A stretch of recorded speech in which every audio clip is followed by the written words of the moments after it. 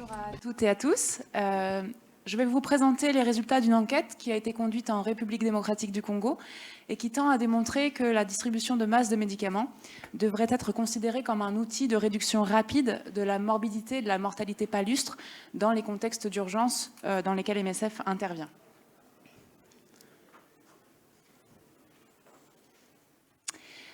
Alors, l'enquête s'est déroulée dans la province de l'Ituri, qui est située au nord-est de la République démocratique du Congo, où sévit un conflit très violent depuis 2017. C'est un conflit dont on parle très peu, et pourtant il cause un déplacement massif de la population et une forte mortalité, notamment due aux violences et au paludisme. On peut voir sur ce graphique le résultat de 16 enquêtes qui ont été menées depuis octobre 2017 sur les 3 projets MSF de la province. Et le taux de mortalité brut est systématiquement au moins 2 fois plus élevé que le taux de mortalité attendu en République démocratique du Congo et quasiment systématiquement au-dessus des seuils d'urgence internationaux. Si on s'intéressait au taux de mortalité infantile, on aurait la même figure avec des taux très élevés. Plus précisément, l'enquête dont je vais vous parler s'est déroulée dans la zone de santé d'Angoumou, qui est donc située dans la province de l'Ituri, sur les bords du lac Albert, et qui connaît depuis 2017 un fort afflux de personnes déplacées et un fort taux de mortalité brute et infantile largement au-dessus des seuils d'urgence, comme on a pu le voir dans le graphique d'avant et dans les études menées en 2019 et 2020. Dans cette zone de santé, la cause de mortalité principale est le paludisme, d'après les dires des chefs de ménage interrogés. MSF a donc ouvert un projet dans la zone de santé d'Angoumou depuis mai 2019 en appuyant les formations sanitaires existantes, donc l'hôpital et les centres de santé, et aussi en formant des sites de soins communautaires pour les sites de déplacés afin d'assurer une prise en charge gratuite des enfants de moins de 15 ans, mais aussi des adultes souffrant de paludisme.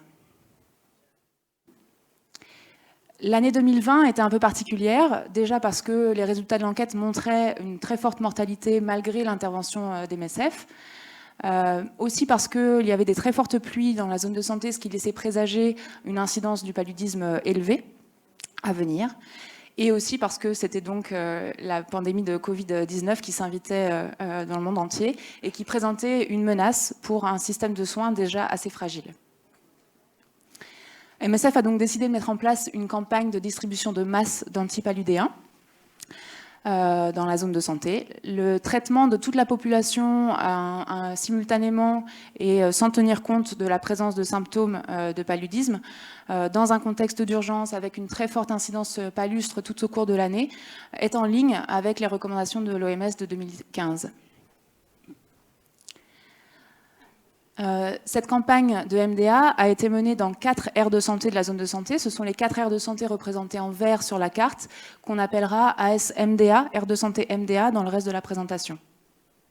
À noter que les aires de santé représentées en gris, à l'ouest de la zone de santé, sont des aires de santé où le contexte sécuritaire est très complexe et où MSF n'intervient pas pour l'instant. 3 tours de distribution de médicaments ont été organisés à la fin de l'année 2020, 2 tours d'AZAC en octobre et novembre 2020, un tour de Pyramax en décembre 2020, et une étude en population a été menée 2 mois et demi après le 3e tour, donc en mars 2021, et c'est les résultats de cette enquête que je vais vous présenter. L'objectif principal de l'enquête était d'estimer le taux de mortalité brute et infantile de septembre 2019 à mars 2021, à la fois dans les aires de santé où la campagne de MDA avait été mise en place, mais aussi dans les aires de santé où la campagne de MDA n'avait pas été mise en place. Ces taux de mortalité étaient estimés selon les dires des chefs de ménage qui répondaient à la question « Combien de personnes sont décédées dans votre ménage depuis le 2 septembre 2019 ?» Et ensuite, il y avait une série de questions pour chaque personne décédée. L'idée était de comparer la mortalité à la fois entre les aires de santé où la MDA avait eu lieu et les aires de santé où elle n'avait pas eu lieu, mais aussi avant la mise en place de la campagne et après la mise en place de la campagne. Parmi les objectifs secondaires, on note l'estimation de la couverture de la campagne de MDA, mais aussi l'estimation de la morbidité chez les adultes et chez les enfants de moins de 5 ans, dans les 2 semaines précédant l'enquête. C'était toujours basé sur les dires des chefs de ménage qui répondent à la question « Est-ce que cette personne a été malade dans les 2 semaines précédant l'enquête ?» Et on souhaitait toujours comparer les aires de santé où la MDA a eu lieu et les autres aires de santé. Cette fois-ci, il n'y avait pas de comparaison avant-après, puisqu'on s'intéressait seulement à la morbidité dans les 2 semaines précédant l'enquête, c'est-à-dire après la campagne. En termes de méthode, rapidement, c'était une enquête de mortalité rétrospective, ciblant l'ensemble de la population qui vivait dans les 12 aires de santé accessibles de la zone, autant les personnes autochtones que les personnes déplacées. On avait un échantillonnage stratifié selon que la personne vivait dans des villages ou dans des sites de déplacés, avec un échantillonnage classique en grappe à 2 degrés dans les villages et un échantillonnage systématique dans les sites de déplacés.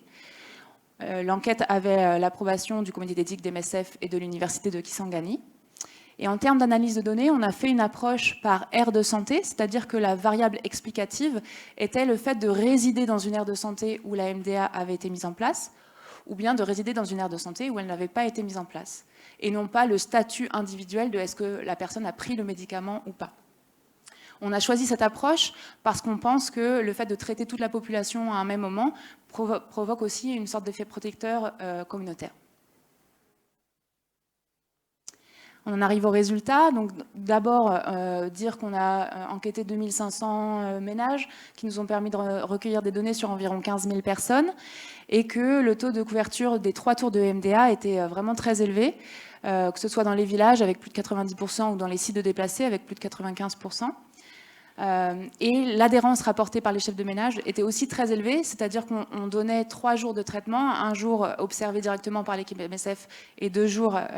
qu'on laissait au ménage, et quasiment toutes les personnes auraient pris ces 3 jours de traitement, ce qui montre une forte acceptabilité de ce type d'activité. Si on s'intéresse maintenant à la mortalité, alors la période de rappel avait été divisée en 3 sous-périodes de 6 mois. 2 périodes avant la mise en place de la campagne et une période après la mise en place. En ce qui concerne le taux de mortalité brut, donc sur l'ensemble de la population, on peut voir qu'avant la mise en place de la MDA, le taux de mortalité brut était relativement similaire, en tout cas pas significativement différent, entre les aires de santé où la MDA avait lieu et les aires de santé non MDA. Et on voyait la même chose après la mise en place de la campagne, c'est-à-dire pas de différence significative en termes de taux de mortalité brut. Par contre, si on s'intéresse au taux de mortalité infantile, chez les enfants de moins de 5 ans, on remarque qu'avant la mise en place de la campagne, à nouveau, il n'y a pas de différence significative du taux de mortalité infantile entre les aires de santé MDA et les aires de santé non MDA.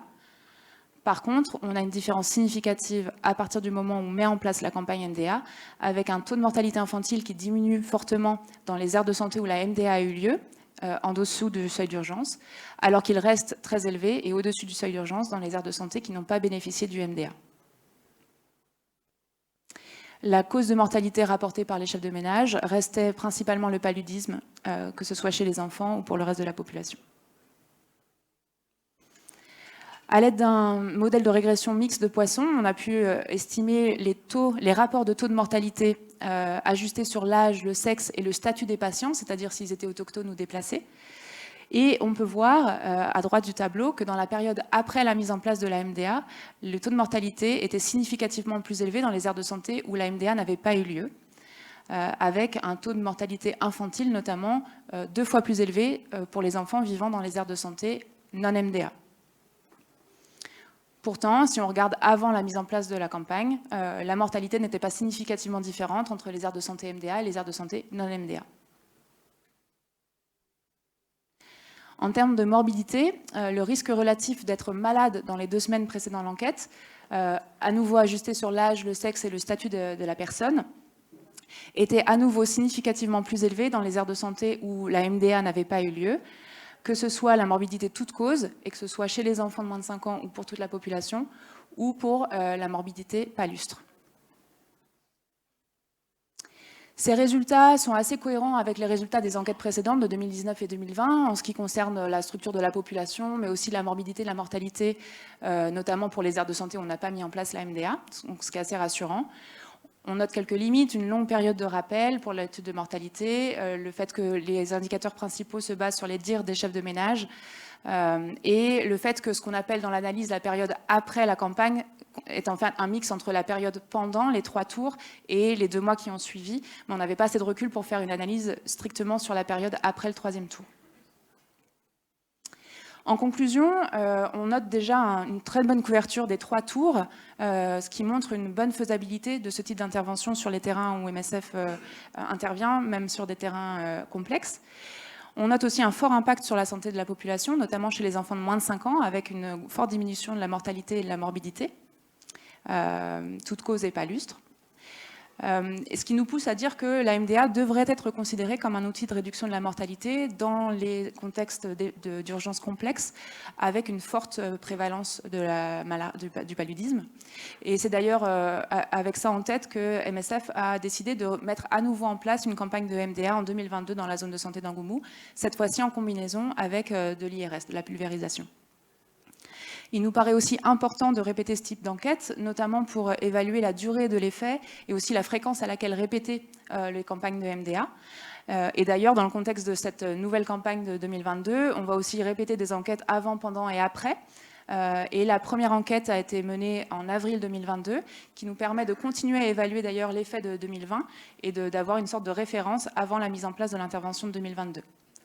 Et aussi souligner que les résultats de cette enquête ont particulièrement intéressé l'OMS et le CDC, qui étaient en train de faire une revue de la littérature pour mettre à jour les guides paludisme. Et je crois que Matthew Calderon nous en parlera un petit peu plus tout à l'heure dans sa présentation. Je remercie bien sûr toutes les personnes qui ont participé à cette enquête et je vous remercie pour votre attention.